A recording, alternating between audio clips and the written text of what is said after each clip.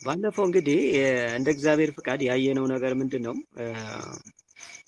ጸሎት ጋር ተያይዞ ብዙ ርቀት ሂደናል። አሁን ይሄ ወደ 9 ምናምን 8 9 አካባቢ ሳይሆን አይቀርምና በጣም ወሳኝም ስለሆነ ነው ማለት ይህንን ያህል ጊዜ እየፈጀንበት ያለ ነው ማለት ነውና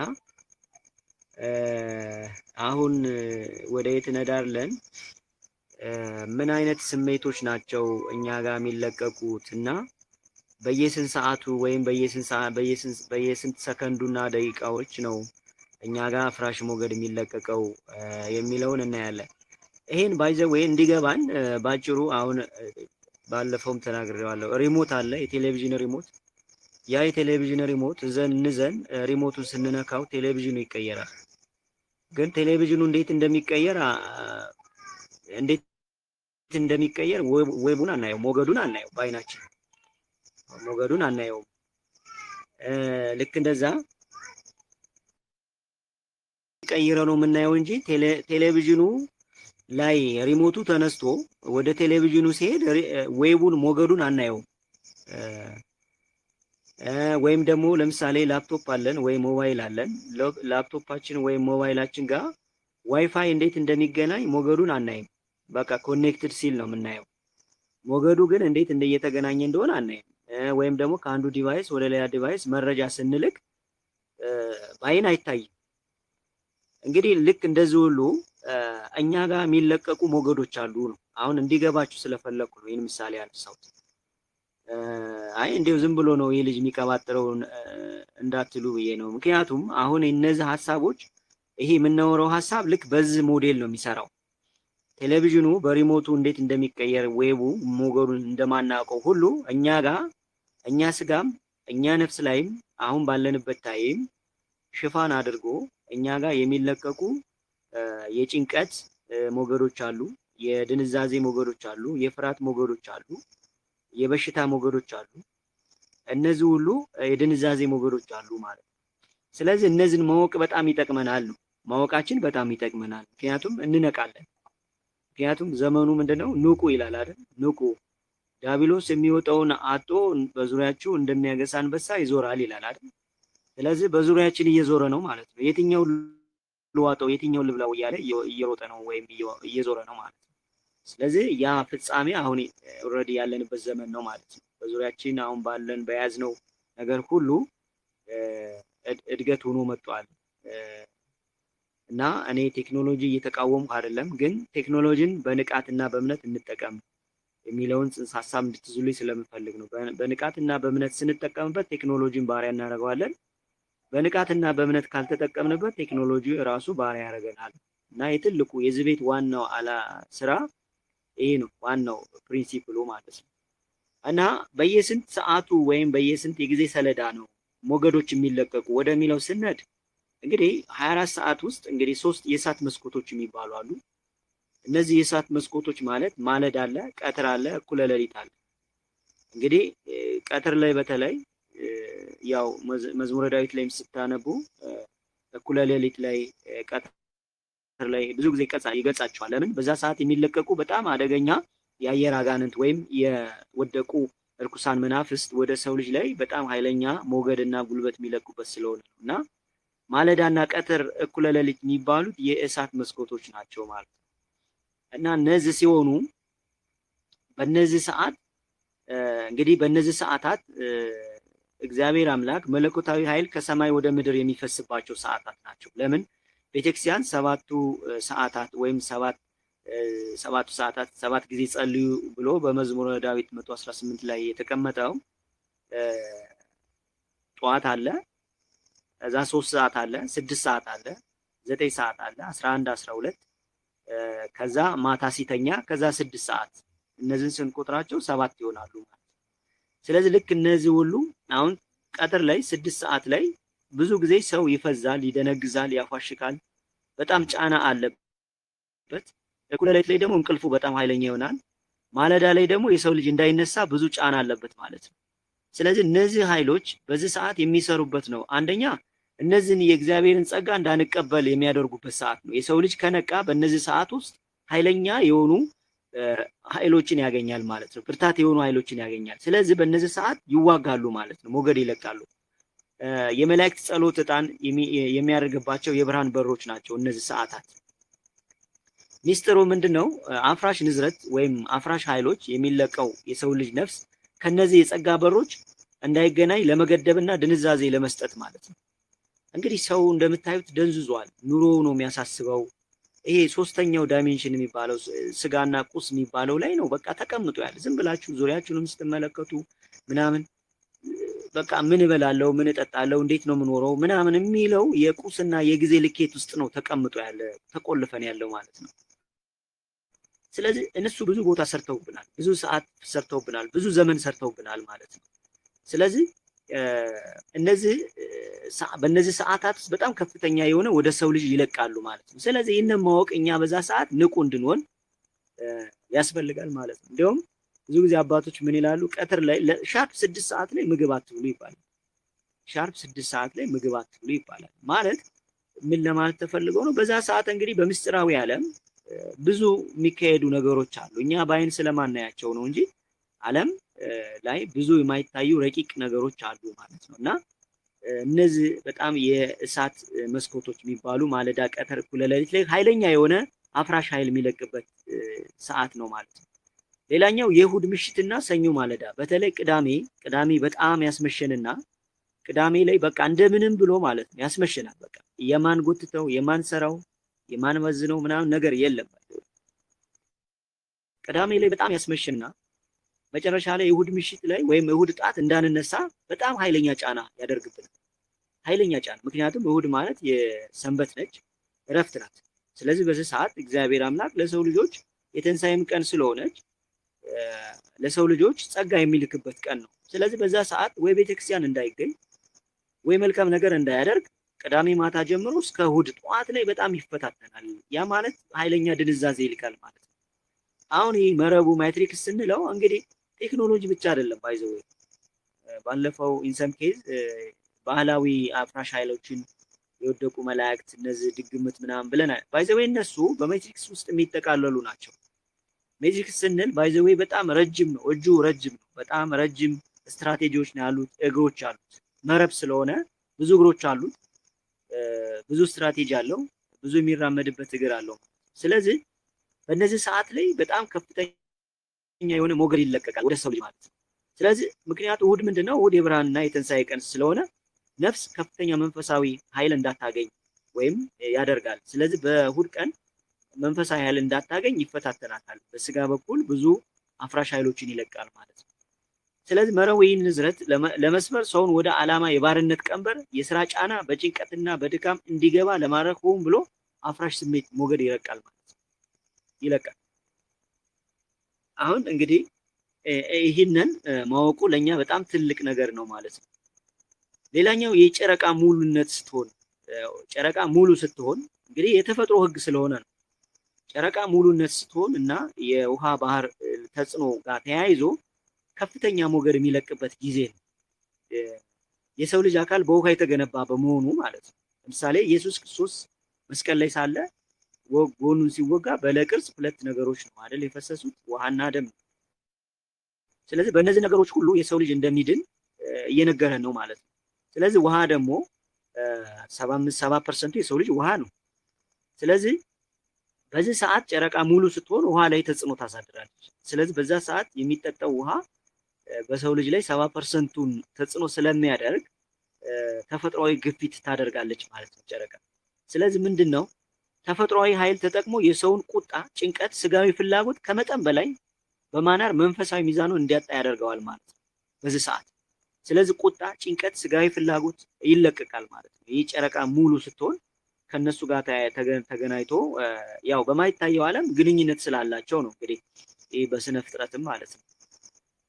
ይሄ ነው አንዱ። ሌላኛው የሚለቀቅበት የ90 ደቂቃ የአእምሮ ሽግግር ቅጽበት ይባላል። እንግዲህ አሁን እናንተ የምትጠቀሙት ኮምፒውተር አለ፣ ስልክ አለ። እንግዲህ እኛ ነውም እንጂ 2 ነገር አለው፣ ሶፍትዌር አለው፣ ሃርድዌር አለው። ሃርድዌሩ እኛም እንዳስሰው ነው። ሶፍትዌሩ ግን እንዴት እንደሚሰራ አናየው። ልክ እንደዛ ሁሉ ይሄ ስልክ በራሱ ጊዜ በአጀስት ፊክስ ያደርጋል፣ ራሱን ይመልሳል፣ ሪሴት ያደርጋል። እንደዛ ልክ እንደዛ ሁሉ የ90 ደቂቃ የአእምሮ ሽግግር ቅጽበት የሚባለው የአእምሮ አሰራር በ90 ደቂቃ ከግራ ወደ ቀኝ ንቃት የሚሸጋገርበት ክፍተት መስኮት አለው ማለት ነው። ምክንያቱም የሰው ልጅ ኦልሬዲ ሳይንስ አጥንቶታል አይደል? የሰው ልጅ ሁለት ጭንቅላት አለው። ግራ ጭንቅላት፣ ቀይ ጭንቅላት የሚባል ኦልሬዲ ደርሶበታል አይደል? ስለዚህ ቀይ ጭንቅላት ያላቸው ሰዎች በባህሪያቸው ነው የሚለው እሱ ቀይ ጭንቅላት ያላቸው ሰዎች ፈጠራ ላይ ጎበዝ ናቸው። ነገር ግን የተፈጠረን ሀሳብ ሲያገኙ ግን የተግባር ሰዎች አይደሉም። ድክመታቸው የተግባር ሰው አይደሉም። ግራኝ ጭንቅላት ያላቸው ሰዎች ደግሞ አዲስ ነገር መፍጠር አይችሉም። ነገር ግን የተፈጠረ ሲያገኙ ተግባራዊ ያደርጉታል ይላል። ይሄ ሳይንስ ነው የሚለው ባይ ዘ ዌይ። ስለዚህ በማይታየው ዓለም እንግዲህ የሰው ልጅ ሁለት ጭንቅላት አለው። አሁን ይሄ የግራ ክፍል የሚባለው አእምሮ ለምሳሌኛ ኤቢሲዲ ተምረን ዲግሪ ፒኤችዲ ዲፕሎማ ምናምን የሚባለውን ትምህርት ተምረን ያሰለጠነው የትኛው ነው? የግራ ጭንቅላት የሚባለውን ክፍል ነው ማለት ነው። ስለዚህ የግራ ጭንቅላታችን ብዙ ጊዜ ለስጋዊና ለቁሳዊ ነገር ስለምንጠቀምበት ረቂቁን ዓለም ለመረዳት በጣም ችግር ነው ማለት ነው። በጣም ይቸግራል። ስለዚህ ቀይ ጭንቅላት ብዙ ጊዜ በመንፈሳዊ ረቂቁ ዓለም መመሰጥ እና የተሰጠውም ጸጋ ያ ነው። ስለዚህ እኛ ያጣነው ነገር ይህ ዘመናዊ ትምህርት የሚባለው ትምህርት መጀመሪያ አቦጊዳዛ ቤተክርስቲያን ስታስተምር ከሀለሃ ወይም ከአቦጊዳ ወደ ኤቢሲዲ ስነድ ከቀይ ጭንቅላት ወደ ግራ ጭንቅላት መሄድ ነው ማለት ነው። ለዛ ነው ብዙ ጊዜ አሁን ይህ ስጋና የጊዜ ልኬት ላይ ተቆልፈን የተቀመጥ ነው ማለት ነው። ምክንያቱም አባቶቻችን ይህንን ስጋዊ ማንነታቸውን በተለይ መንፈሳዊ ዓለሙን አሰልጥነው ጊዜ ሳይወስናቸው ያለ ትራንስፖርት ያለ ትራንስፖርት ይጓዛሉ፣ ያለ ስልክ ይገናኛሉ ማለት ነው። የሚመጣውን ቀጣይ ያለፈውን ቀጣይ የሚሄደውንም ነገር ያውቃሉ ማለት ነው። ስለዚህ ይሄ ቀይ ጭንቅላት የሚባለው ነገር እኛ ሳንጠቀምበት በጣም ብዙ ነገር ያጣንበት ነው እና በዚህ ሰዓት በየ90 ደቂቃው ምን ይዳረጋል? በመረቂቁ ዓለም በየ90 ደቂቃው ከግራ ወደ ቀኝ ንቃት የሚሸጋገርበት የክፍተት መስኮት አለ ማለት ነው በረቂቁ ዓለም። ስለዚህ በዚህ ሰከንድ ውስጥ ስውር የሆኑ አፍራሽ ሀሳቦችና የምስል ንዝረቶችን በአእምሮ ውስጥ በመቅበር ሰውን ሳያውቀው እንዲመራ ያደርገዋል ማለት ነው። ባይዘው አሁን በደረሱበት ሌቭል በሞገድ ወይም በመልቀቅ የሰው ልጅ ሁሉ ሲወስን የሱ ውሳኔ ሁሉ እንዲመስለው ሁሉ አድርገውታል አሁን ባለበት ሌቭል ማለት ነው። ስለዚህ አሁን በተለይ አሁን እየመጡ ያሉ ቴክኖሎጂዎች ከሰው ልጅ ልብ ምት ጋር ተገናኝተው ነው እየተሰሩ ያሉት እና አንደኛው የ90 ደቂቃ ላይ ነው የሚለቀው ሞገድ ነው። ሌላኛው በየ7 ዓመቱ የህዋሳት መታደስ ዑደት አለ በሰው ልጅ ላይ ማለት ነው። እንዲያውም በ7 ዓመት የሰው ልጅ ስጋና ነፍስ አዲስ ምዕራፍ እና እድገት ይጀምራል ማለት ነው። ስለዚህ በዚህ ሰዓት እንግዲህ ይህንን ለማኮላሸት ሰው በድሮ ስተቱና በባህሪ ውስጥ ታስሮ እንዲቀበር በየ7 ዓመቱ ታላላቅ የህይወት መናወጦች በሞገድ ይፈጠራል ማለት ይልካል ማለት ነው። ይህን አንዱ የሚጠቀምበት ምክንያቱም 7 ያው በዕብራይስጥ ፍጹም ማለት ነው አይደል?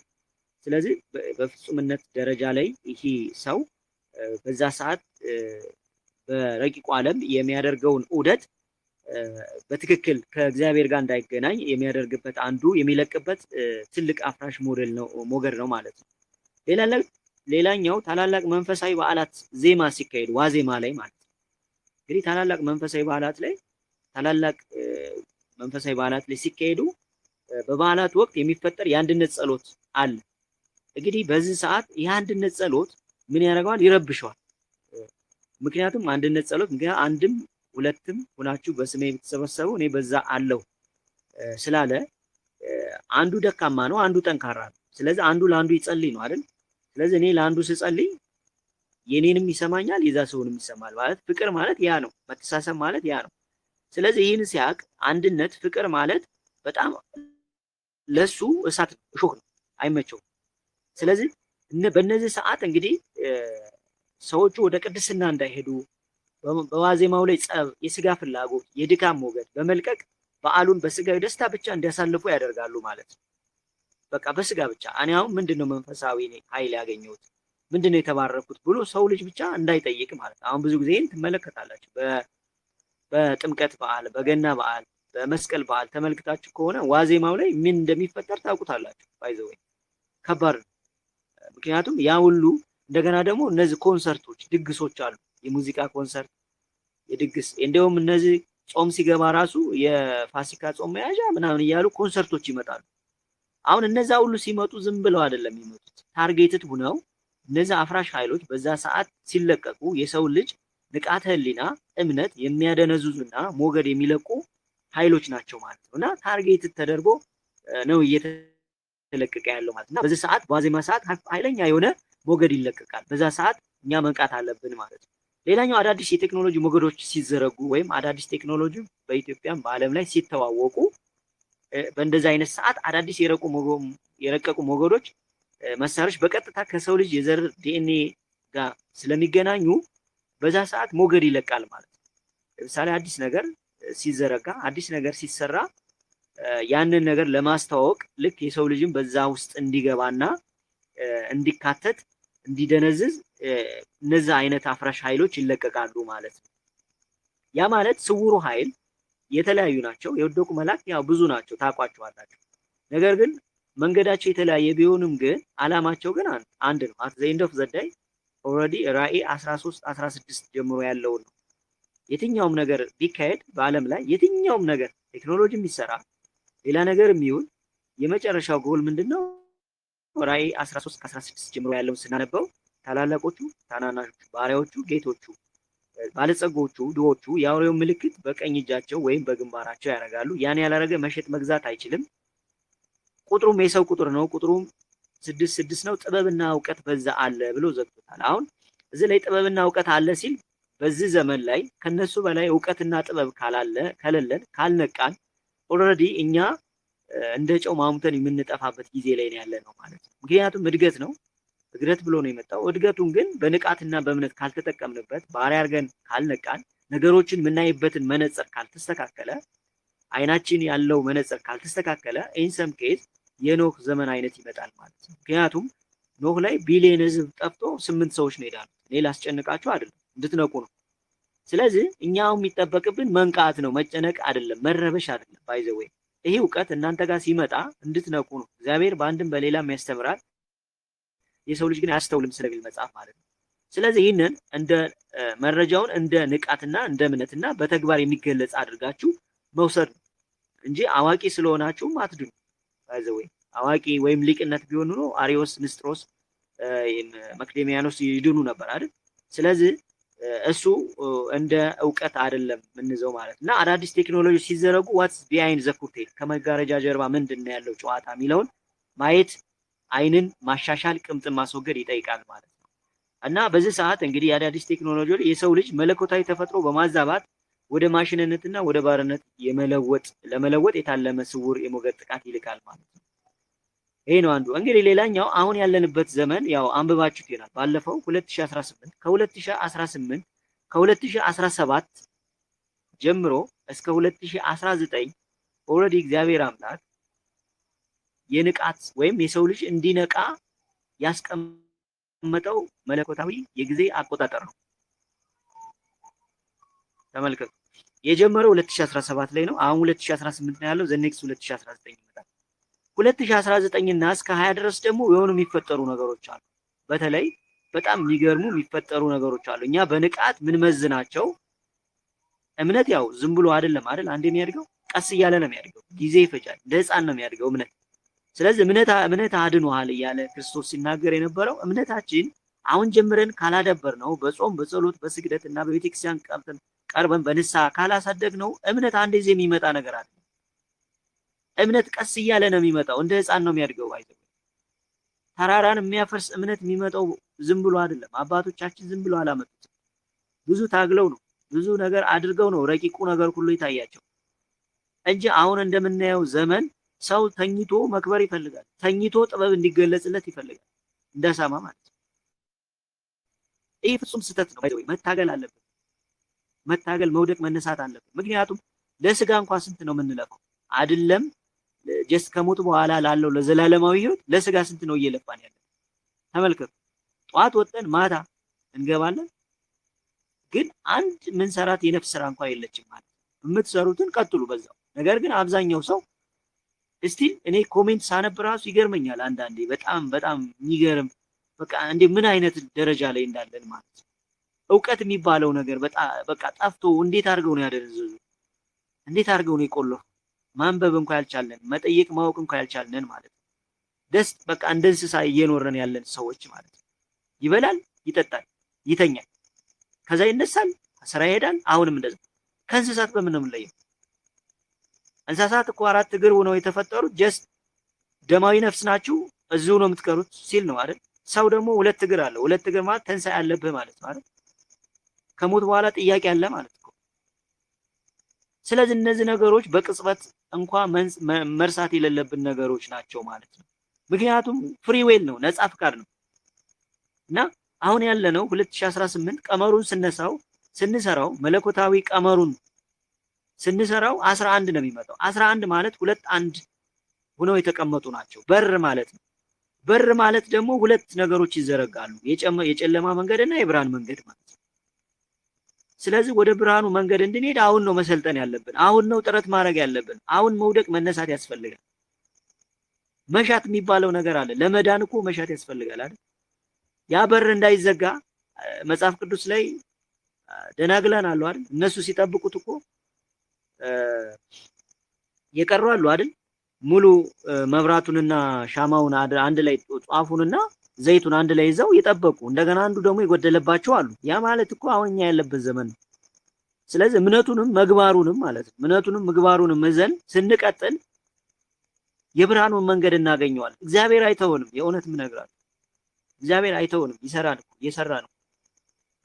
ፍጡር እንደዚህ ከሰራ እግዚአብሔር ፈጣሪ እንዴት ዝም ይላል?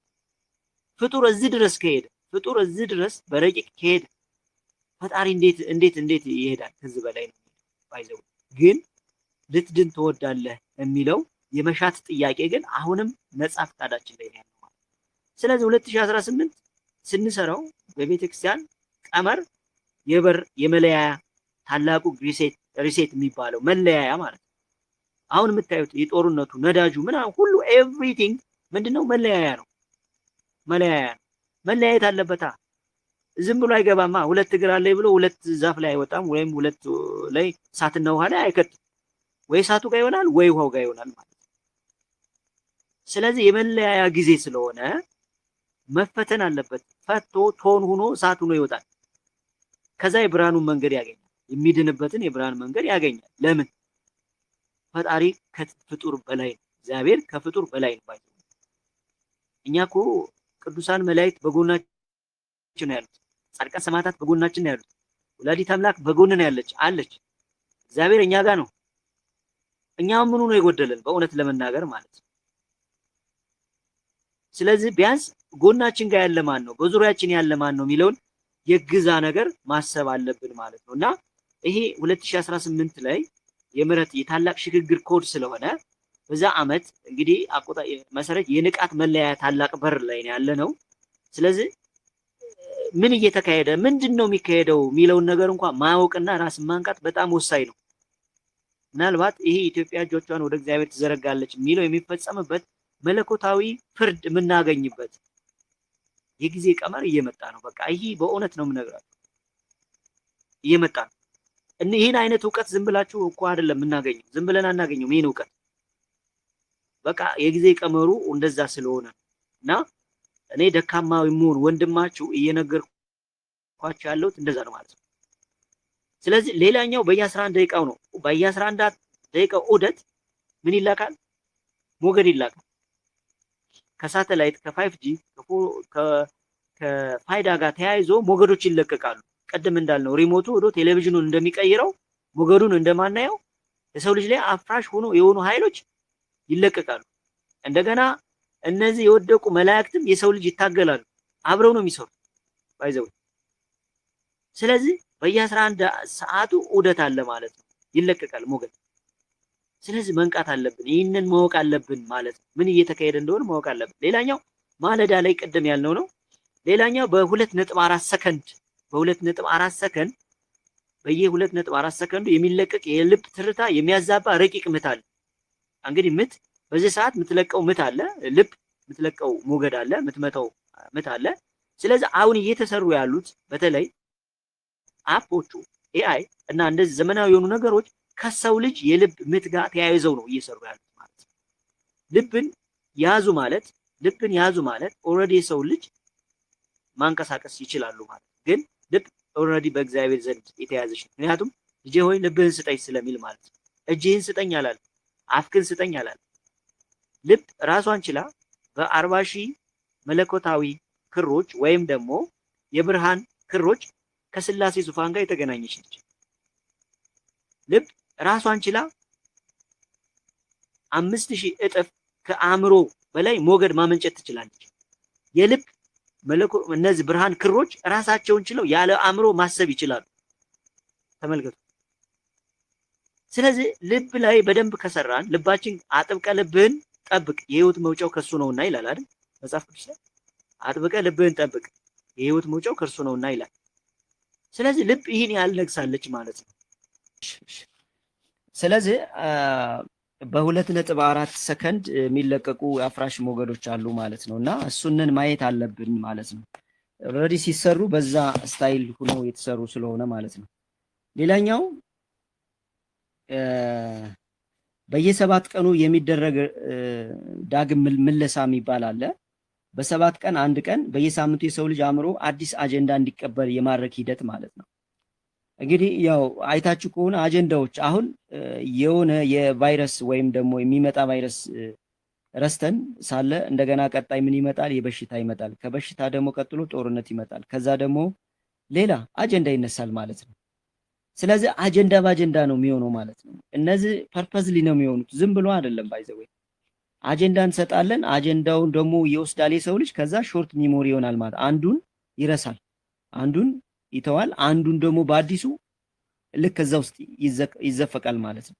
ስለዚህ በወቅቱ ሁሉ ምን ይሆናል ማለት ነው? በዛ ውስጥ እየገባ ብዙ ነገር እንዲያወራ፣ ብዙ ነገር እንዲያስብ አእምሮ በዛ መልክ ወጥመድ ውስጥ አልጎሪዝም ሉፕ የሚባለው ላይ ገብቶ ጀስት አዙሪት የሆነ መንፈስ ወይም አዙሪት የሚባል ኃይል ተለቆበት እዛ ላይ ይነጋገራል ማለት ነው። ከዛ የሆነ ነገር ይረሳል፣ ደግሞ ሌላ አጀንዳ ይነሳል ማለት ነው። ስለዚህ እነዚህ ሁሉ በየ7 ቀኑ ወይም ደግሞ እነሱ በመፈለጉበት ሰዓት በተለይ ይሄ ሉሽ የሚባለው ኃይል ጉልበት ሲፈልጉ የሆነ አጀንዳ ያስነሱና ከዛ በኋላ በዛ እንደሄድ ያደርጉታል ማለት ነው። ጉልበት ወይም ሰው ልጅ ሲጨነቅ ሲፈራ የሚያመነጨው ክፉ መንፈስ አለ። የሰው ልጅ የሚያመነጨው ጉልበት አለ፣ ነፍሱ።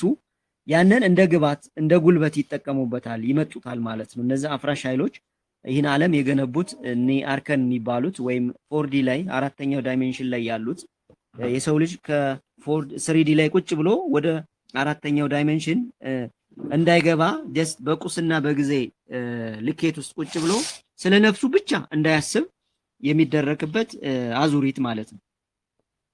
ሌላኛው በተላላቅ በዓላት ቅድም አይተነዋል። ሌላኛው በእንቅልፍ ሰዓት ሰው ህልም በሚያይበት ጊዜ የህሊና ዳታ ወይም የህሊና መረጃ በሚሰበሰብበት ሰዓት ማለት ነው። ብዙ ጊዜ ስልካችሁን ከሩቅ አስቀምጡ፣ ስተኙ ስልካችሁን ከሩቅ አስቀምጡ የሚባለው ለዛ ነው። ምክንያቱም ስልክ ኦልሬዲ በቅርብ ከሆነ ምንድነው ኔትወርክ አለው፣ 5G አለው፣ 4G አለው፣ ኔትወርክ ነው። ስለዚህ በዛ ሰዓት የሚለቀቁ ሞገዶች የሰው ልጅ ቀጥታ ህልም እንዳያይ፣ ከእግዚአብሔር ጋር እንዳይገናኝ፣ ጥሩ ነገር እንዳያይ፣ ጥሩ ነገር እንዳይደርሰው የሚደረግበት የሃይጃኪንግ መንገድ አለው፣ የጠለፋ መንገድ ማለት ነው። እና እነዚህ ሁሉ እንግዲህ የሚለቀቁ ናቸው ማለት። ሌላኛው የመጨረሻው በየ3 ሰዓቱ የሚለቀቅ አፍራሽ ሞገድ አለ። በየ3 ሰዓቱ ሉፕ ማለት ነው። ለምሳሌ 3 6 9 12 ስንል በማን 3 ሰዓት አለ። እንግዲህ በየ3 ሰዓቱ ምን ይለቀቃል? አፍራሽ ሞገድ ይለቀቃል ማለት ነው። የሰው ልጅ ልክ ድንዛዜ ውስጥ እንዲገባ እንዳያስተውል ንቃተ ህሊናው እንዲወሰድ ደስ የሚያደርጉበት ሲስተም ነው ማለት ነው። እና ይሄ አንዱ ነው ማለት ነው። ሌላኛው ይሄ የሚለቀቀው ነገር ካየን ለምን ይለቀቃል ወደሚለው ስንሄድ ለምን ይለቀቃል ስንል አንደኛ ንቃተ ህሊና ለማደንዘዝ ነው። እንግዲህ እግዚአብሔር አምላክ በመጽሐፍ ቅዱስ ንቁ ይላል አይደል? ብዙ ጊዜ ንቁ ይላል። ንቁ ነው የሚለው ብዙ ጊዜ ማለት ነው። መጽሐፍ ቅዱስ ሰርች ማድረግ ትችላላችሁ። ብዙ ጊዜ ንቁ ይላል። ስለዚህ ንቃተ ህሊናን ለማደንዘዝ ነው። እንግዲህ ንቃተ ህሊና ማለት ከነፍስ ጋር የሚገናኝ ነገር ነው። ነፍስ መንቃት ስትጀምር ከመጋረጃባ ማየት ትጀምራለች፣ በውስጥ በኩል መናገር ትጀምራለች ማለት ነው። እና ያን ነገር ነው ያጣ ነው ማለት ነው።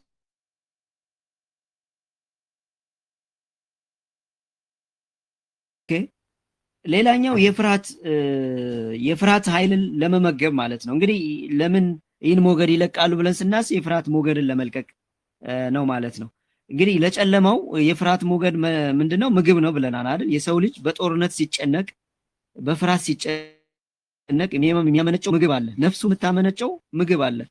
ያንን ምን ያደርጉታል? ከደም በተጨማሪ እንደ ምግብ ይፈጥሩታል ማለት። እንደ ምግብ ሲወስዱት ይህን የሰው ልጅ ለመቆጣጠር ለማደንዘዝ ይጠቀሙበታል ማለት ነው። ለዛ ነው አሁን በየትኛው ማለት ተመልክታችሁ ከሆነ ፍርሃት፣ ጭንቀት፣ ጦርነት ሁሉ ነገር ያለው ነፍስ ስትጨነቅ የምታመነጨው ሌላ ጉልበት ስላለ እሱን ለመቆጣጠር እንደ ጉልበት እንደ ነዳጅ ስለሚጠቀሙበት ነው ማለት ነው። እና የፍርሃት ኃይልን ለመመገብ ነው ማለት ነው። ምክንያቱም አሁን በዚህ ሰዓት ሰው ተመልካቶች ከሆነ ፈሪ ነው፣ በቃ ፈሪ ነው። በቃ ለምን እንደሚፈራ ራሱ አያውቀውም እኮ ለምን እንደሚፈራ አያውቀውም። እና እሱ ነው ማለት ነው።